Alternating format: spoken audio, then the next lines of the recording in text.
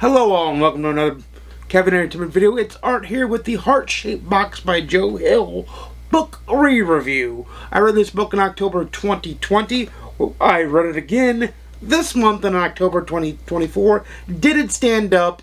Did I like it the second reading around? And that answer is, in short, yes. On both.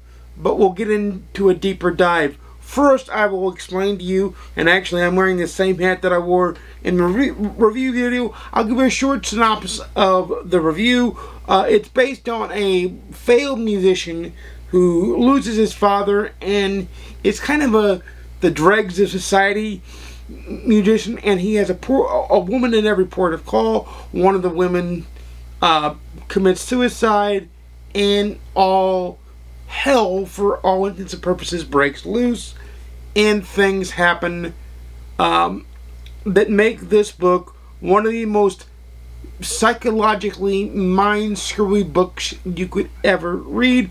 Joe Hill is amazing, just like his father, Stephen King, in having most of the stuff happen off the page. It happens off the page, but your mind goes to deeper, darker places than the writing actually goes. It goes to... And in that, for that reason, that's why this sustains, I believe, multiple readings, just like Nosferatu or Horns does, is because it's that psychological mind screwiness. The fact that your mind goes to the deeper, darker places. The fact that it is written well upon reading, rereading it again. You read and you do pick up other things that you didn't pick up in the first book, which makes it, albeit a little bit more creepy, is the best word. It's a great Halloween book. It's a great mind-screw book. It's a great psychological horror book.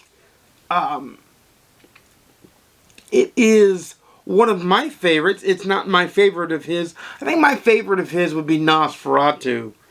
But I would say Heart-Shaped Box, as well as Full Throttle, are good books. Horns is a little bit for me. But even that is, in comparison to the genre, good in its own nature.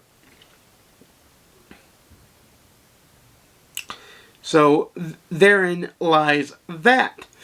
But who should read the book? Well, if you want a spooky read that will mess with your mind for Halloween, this is the book for you. Or this is at least one of the books for you. This is an amazing book.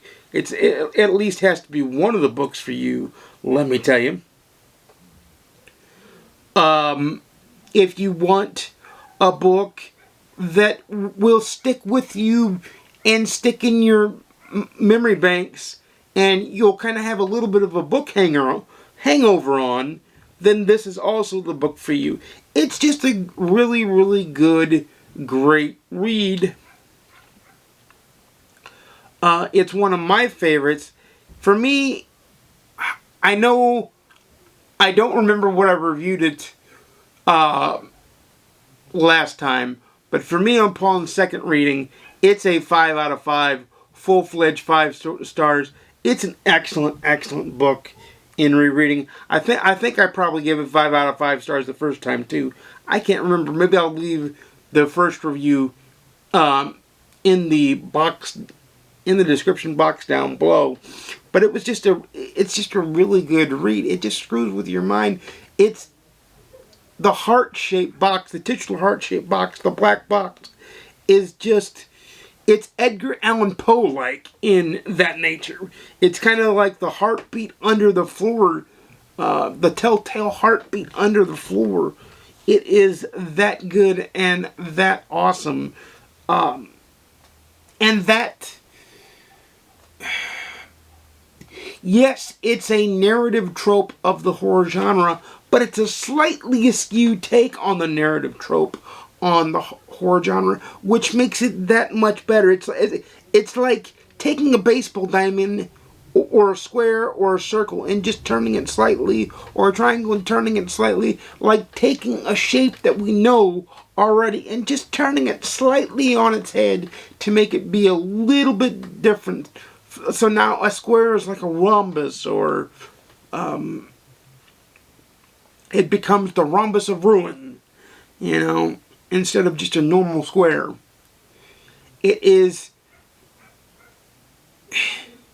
He doesn't reinvent the wheel, he perfects the wheel in this book. And to me, that is its key distinction. There are markers of his writing in here, if you know his writing. Of course there are, because he wrote it. But there are markers of Edgar Allan Poe's Telltale Heart. There's markers of his father's influence in the genre on him, and other influences like a Rosemary's Baby type influence on him, on this book.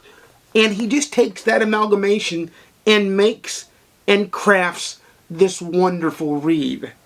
It is a Halloween read. I wouldn't... Well, if you like horror at any time, you can read it at any time. But for me, it's the perfect Halloween read. Joe Hill and Stephen King are the perfect Halloween season reads. Depending on... Well, that depends on what you're reading in Stephen King, because Stephen King does write mystery. So those can be any time. But if you're going to read Stephen King horror or Joe Hill horror, Halloween is the perfect time, and it's just fun to do. But leave in the comments down below if you've read Heart-Shaped Box or Nosferatu or anything else by Joe Hill that you think I need to read. Now keep in mind, I've read Lock and Key, I've read Horns, I've read Nosferatu, Full Throttle, and Heart-Shaped Box. So I've read a lot of his work, and I've also read Usher as well, or Usher's his new Amazon short story, which that review will be coming soon. Probably next week or the week after at some point, because we've got other videos to get to. But, so leave in the comments down below your favorite psychological horror thriller book that you would like to go back to, or even one that you just read once and were like, yeah, that messed with my mind.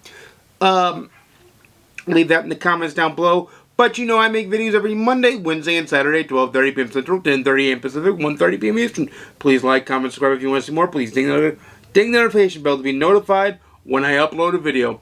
And without further ado, happy reading! I'll see you again soon in this spooky season. And peace!